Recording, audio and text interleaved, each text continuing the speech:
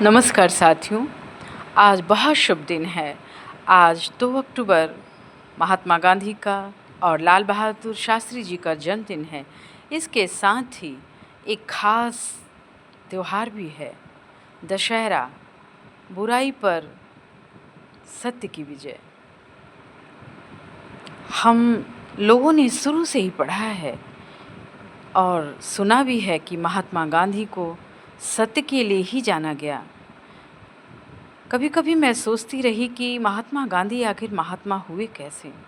मैंने बहुत स्टडी किया और मुझे एक बात समझ में आई कि महात्मा गांधी से भी ज़्यादा लोग पढ़े लिखे और विद्वान थे, लेकिन महात्मा गांधी में एक खास विशेषता थी, कथनी और करनी का अद्भुत तालमेल।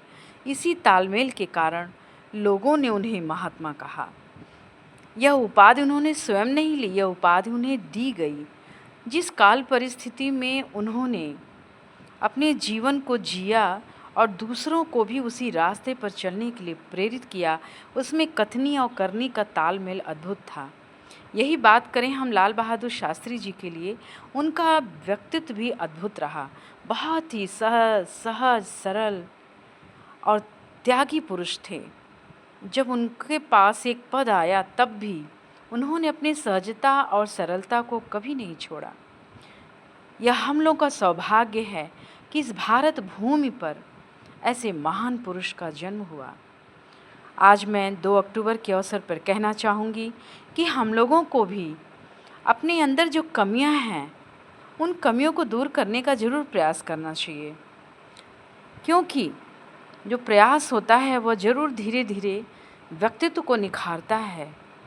हम दूसरों जैसे तो नहीं बन सकते, लेकिन अपने अंदर जो कमियां हैं उसको महसूस कर सकते हैं, उसको देख सकते हैं कि एक छोटी सी कमी के कारण हमारे जीवन में कितनी समस्याएं आ जाती हैं।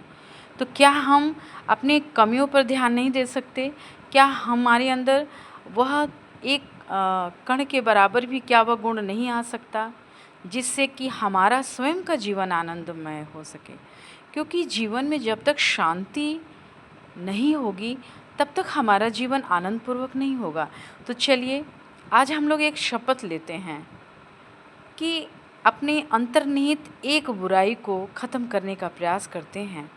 तभी समझिए सच्चे मायने में हम महात्मा गांधी को, लाल बहादुर शास्त्री जी को याद करने की स्थिति में हो पाएंगे और साथ ही ये एक शुभ अवसर दशहरा को सही रूप में समझ पाएंगे। तो फिर से एक बार साथियों को मैं कहना चाहूँगी कि इस 2 अक्टूबर के अवसर पर हम लोग चलिए संकल्प लेते हैं कि कुछ प्रयास किया जाए, कुछ अपना भी जीवन बदलने का की ओर बढ़ें।